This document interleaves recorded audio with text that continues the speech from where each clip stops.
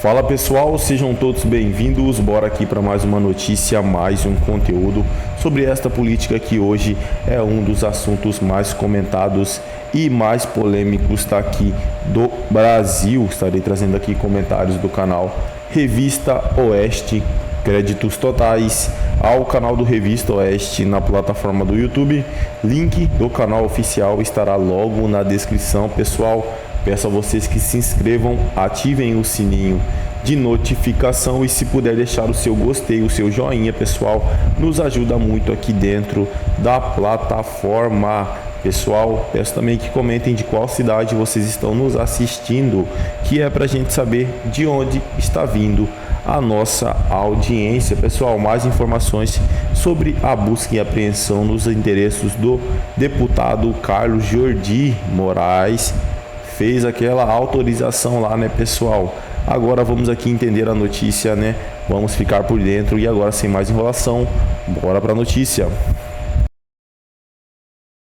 E na decisão que autorizou a operação policial contra Carlos Jordi, o ministro Alexandre de Moraes sugere que o parlamentar teria supostamente ajudado na organização dos protestos do dia 8 de janeiro. Isso porque, de acordo com a Polícia Federal, Jordi é próximo de Carlos Vitor de Carvalho, apontado como uma das pessoas envolvidas nas manifestações. Sobre a relação entre os dois, o magistrado escreveu, aspas, Carlos Vitor de Carvalho possui fortes ligações com o deputado federal Carlos Jordi, que transpassa o vínculo político, vindo denotar-se que o parlamentar, além de orientar, tinha o poder de ordenar as movimentações antidemocráticas, seja pelas redes sociais ou agitando a militância da região, fecha aspas. Já em outro trecho, Alexandre de Moraes voltou a citar o ex-primeiro-ministro britânico Winston Churchill, aspas novamente, a democracia brasileira não será abalada, muito menos destruída por criminosos terroristas. A defesa da democracia e das instituições é inegociável, pois, como ainda lembrado pelo grande primeiro-ministro inglês, construir pode ser a tarefa lenta e difícil de anos. Destruir pode ser o ato impulsivo de um único dia, fecha aspas, Adalberto Piotto.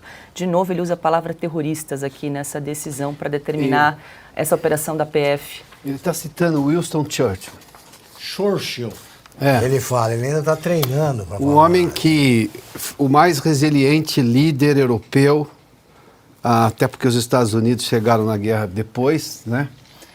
Diante do nazismo que tomava a Europa, sem nenhum respeito a qualquer lógica humana, porque nós estávamos ali diante de um sanguinário como Adolf Hitler.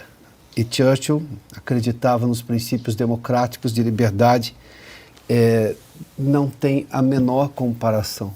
É uma ofensa a Churchill, à história, à Segunda Guerra Mundial, aos sobreviventes da Segunda Guerra, aos que lutaram, aos que tombaram na Segunda Guerra. É uma ofensa à humanidade. A história não merece ser tratada dessa maneira.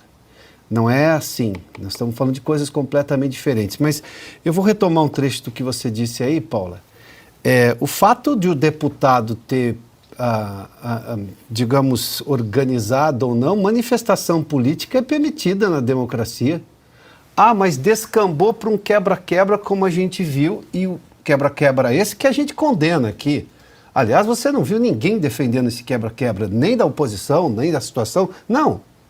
Nós estamos falando de uma manifestação que, sim, aí tem toda uma tese de infiltrados que a CPI não conseguiu investigar porque foi sabotada pelos governistas, que a gente não conseguiu ter outras imagens que viriam do Ministério da Justiça que também desapareceram.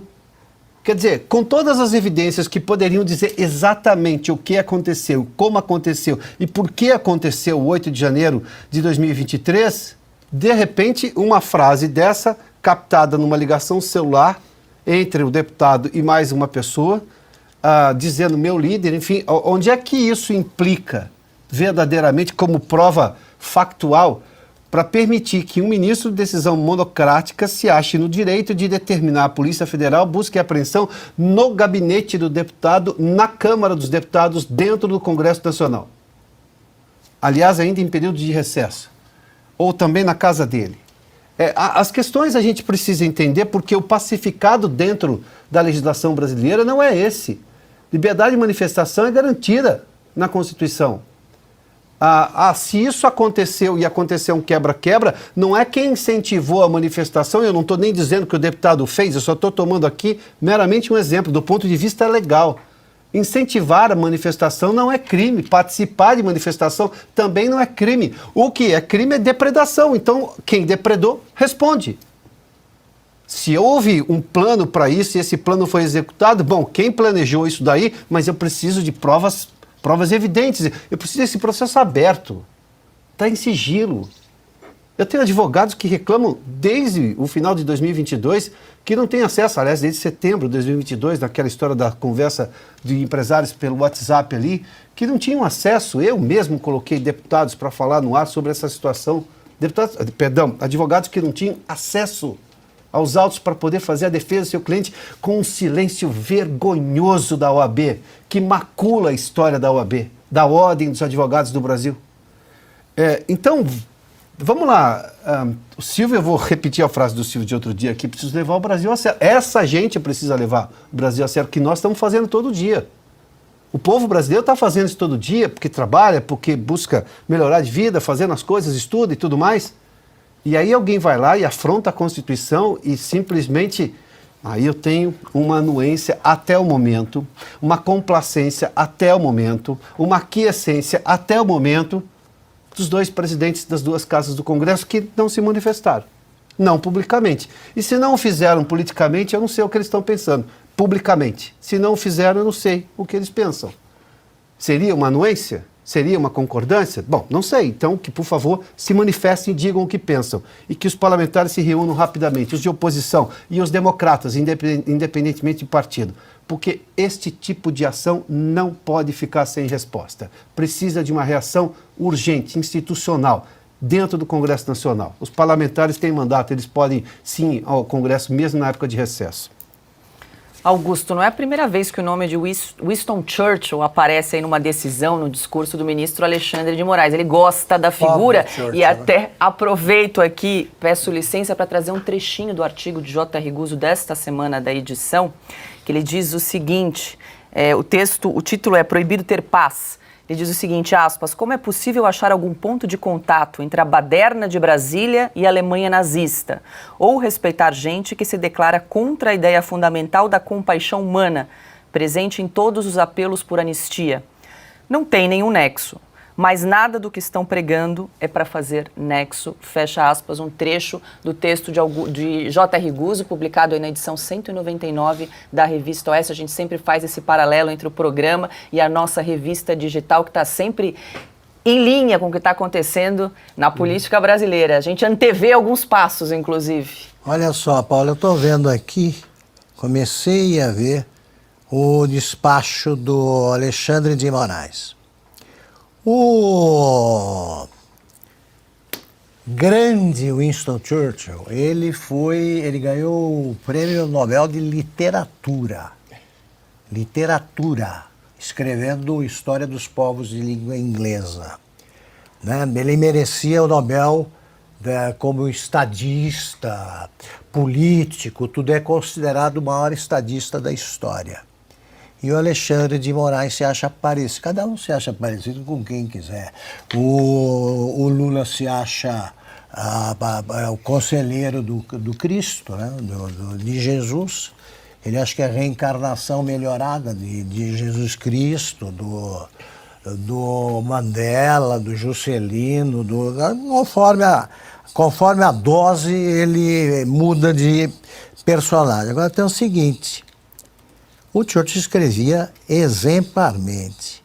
Está aqui o Moraes dizendo, num certo trecho assim, o que reputa-se?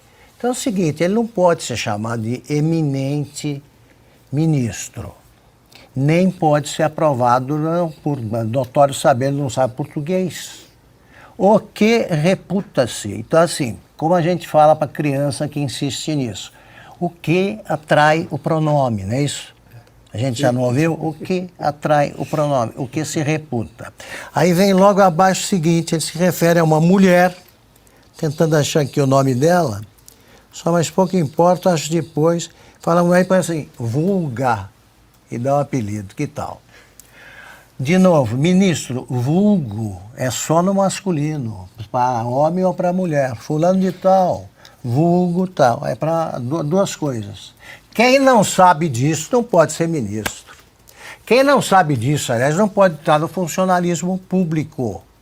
E, sobretudo, prendendo gente e bancando o ditador do Brasil. Então, ele alega que o Carlos Jordi é chamado de meu líder. Olha só a estupidez e a ignorância política de um ministro supremo. Qualquer foca do jornalismo, jornalista principiante que cobre o Congresso, ele cansa de ouvir a seguinte expressão usada até por adversários, quando cruzam.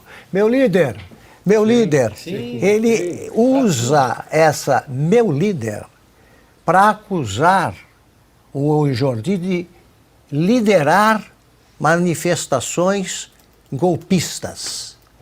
Portanto, a gente, começando por uma prova de português, né, aplicar uma prova de português entre vítima e juiz, né, usando o Enem, o Jordi já sai inocente, ou pelo menos com uma nota mais próxima da inocência, da absolvição, do que o Alexandre de Moraes. E o Alexandre de Moraes, ele mostra com esse comportamento que realmente data é destino, né? Às vezes. Ele nasceu no dia 13 de dezembro de 68, que foi o dia da promulgação do AI-5. E ele está brincando com o Brasil como se nós estivéssemos submetidos ao AI-5. Não estamos. E o Poder Legislativo tem de descobrir isso. E o povo tem de ter consciência disso. E os ministros do Supremo também. Também. É que lá esse tipo de atitude ditatorial, ele vai crescendo, essa atitude vai crescendo, vai se expandindo, tá? Os poderes de que se julga provida determinada pessoa são aplicados em qualquer direção e o golpe, isso é golpismo, ele acaba engolindo os seus filhos, né? A tal revolução come seus filhos. A gente vê o que acontece. Daqui a pouco estão brigando lá no Supremo, vai sobrar para eles também, isso é passageiro. Só que agora foi longe demais e tem que acabar imediatamente. E está na mão do Congresso defender a própria honra, defender a dignidade do Congresso e parar de ficar de joelhos. É isso que nós estamos pedindo, é que o Congresso deixe de exercer os seus poderes ajoelhado diante do Judiciário. Olha, só para fazer uma menção, a Procuradoria-Geral da República se manifestou sobre isso e corroborou a decisão. Neste caso, a Procuradoria concordou, tanto que, para você ter uma ideia, quem assina é o Carlos Frederico Santos, que é subprocurador-geral da República, e ele diz o seguinte, abre aspas. Isso, já saiu. Mas nesse caso... Sim, mas ele saiu do... É isso aí, pessoal. Já era de se esperar, né? Tava muito quietinho, né? A PF estava muito quietinha, não estava acontecendo nada assim em relação à direita, né? Como oposição, como perseguição. Aí vem e aparece esse caso do Carlos Jordi, deputado federal, né? Pessoal, temos vários casos, né, envolvendo pessoas de esquerda, né, que, né, teve escândalo, teve gastança de dinheiro, teve encontros não permitidos e não houve, né, uma manifestação do STF. Teve o caso da Choquei, onde aconteceu, né, a menina lá, ela se suicidou por conta do site. Até agora, né, estão tentando acobertar isso. Não aconteceu nada com a Choquei, né? Foi uma cortina de fumaça atrás da outra. Agora apareceu este caso. Infelizmente os jornais têm que noticiar, né? E acabam esquecendo aquela matéria, acabam esquecendo aquela notícia, mas as pessoas não esquecem, né? Nós cidadãos não esquecemos. O cidadão não esquece. Não existe cidadãos, né, pessoal? O cidadão não esquece, né? Ninguém tem amnésia para esquecer tudo que está acontecendo, tudo que estamos vendo aí lá em Brasília, o que está acontecendo em relação à esquerda, e nada da justiça, nada da PF agir, né? Vários casos de morte, né? O Clérezão, que faleceu, o empresário lá dentro da penitenciária, não aconteceu nada, não teve um julgamento, não teve respostas do porquê a negligência em ajudá-lo. Mas este é o Brasil de hoje, né? O Brasil que a justiça vale apenas para a esquerda. É isso aí, pessoal. Agradeço a vocês pela companhia. Já peço que se inscrevam no canal, ativem o sininho de notificação e, se puder, deixar o seu gostei, o seu joinha, nos ajuda muito. Lembrando, pessoal, que ativando o sininho, assim que postarmos conteúdo, chegará diretamente em seu smartphone ou em seu computador. Desde já agradeço a presença de todos vocês e até o próximo vídeo.